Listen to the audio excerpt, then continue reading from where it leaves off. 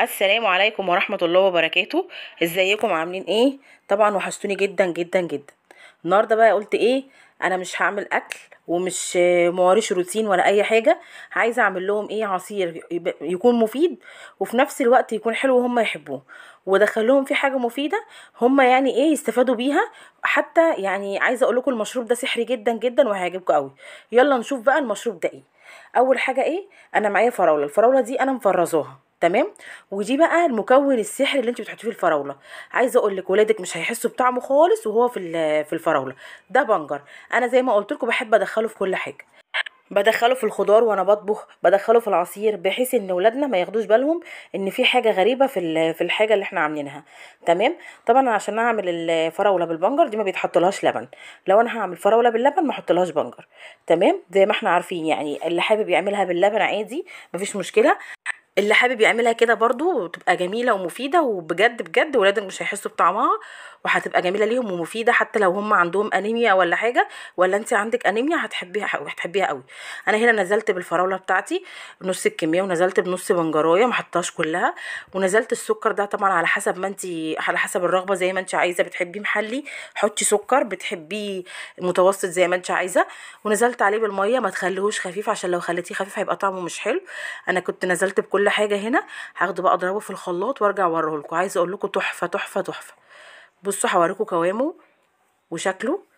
عايزه اقول لكم طعمه كان جميل جدا، ولادكم هيحسوا انه ايه بيشربوا فراوله، مفيش اي اختلاف. يعني البنجر ده مش هيحسوا بيه خالص. ما تزوديش البنجر قوي، يعني على كيلو فراوله هي بنجريه واحده. افادتها حلوه وجميله وهيحبوها قوي قوي. قلت اعمل لهم ايه تاني جنب الفراوله؟ قلت اعمل لهم كيكايه.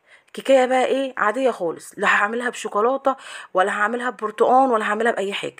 اي حاجه مقادير كانت في بيتي قلت اعمل بيها، عشان خاطر ايه، يعني ما بقاش يعني الحاجات الموجوده في البيت انا عملت بيها تمام. قلت افرحهم وخلاص. جبت الكيكه، قلت ايه، جبت الدقيق، كوبايتين دقيق زي ما احنا عارفين، دي كيكه عاديه خالص، كيكه شاي، عليهم باكو بيكنج باودر. حطيت كوبايتين الدقيق وباكو بيكنج باودر وقلبت المواد الجافه مع بعضها زي ما احنا شايفين. تمام. بصوا انا بعمل معاكم خطوه بخطوه، ان شاء الله هبقى اعمل معاكم الكيكه اللي هي بالشوكولاته وكيكه بالبرتقال، هعمل معاكم كذا نوع كيكه. تمام. بعدين جبت الخلاط، نزلت فيه بكوبايه سكر، انا بحب اعملها بكوبايه سكر واحده، في ناس بتعملها باكتر، انت وراحتك زي ما انت عايزه. نزلت بكوبايه السكر، وبعدين هنزل عليها بايه، بكوبايه اللبن. عايزه اقول لكم في ناس بتعملها بكوبايه ونص سكر، في ناس بتعملها بكوبايتين سكر، بس هي المتوسط حلو، عشان انت هتاكليها مع شاي بلبن مع شاي، يبقى ايه كوبايه واحده. وهنزل عليها بمعلقتين من السمنه وشويه من الزيت. سمنه وزيت، حابه تعمليها بزيت بس براحتك، حابه تعمليها بسمنه بس براحتك. انا بديكي اختيارات واللي انت عايزاه اعمليه، بس انا بقولك سمنه وزيت هتبقى حلوه، واديكي يعني ايه صنفتي من الاتنين.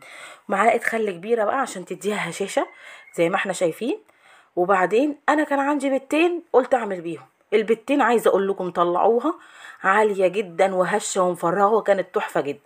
عايزه اقول لكم عشان البيض احنا عارفين ان البيض غالي، ما تأيديش نفسك وما توقفيش نفسك على حاجه، اعمليه ببيضتين مش لازم 3 بيضات. ورحت نازله عليها ببكوين الفانيليا بتوعي. تمام. تمام. في فانيليا بالبرتقال على فكره برضو بتدي طعم حلو، وبتبقى بتدي طعم برتقال في الكيك. تمام. يبقى انا حطيت ايه بيضتين، هعيد عليكم المقادير تاني وانا معاكم هقول لكم ايه عملت ايه. انا هنا حطيت ايه، كوبايه من اللبن، كوبايه من السكر، معلقتين سمنه، شويه زيت، معلقه خل، 2 بيضه، 2 باكو فانيليا. هاخدهم اضربهم في الخلاط وارجع اوريهم لكم. بصوا عايزه اقول لكم كانت زي الفل وجميله، ومكانتش هابطه ولا اي حاجه.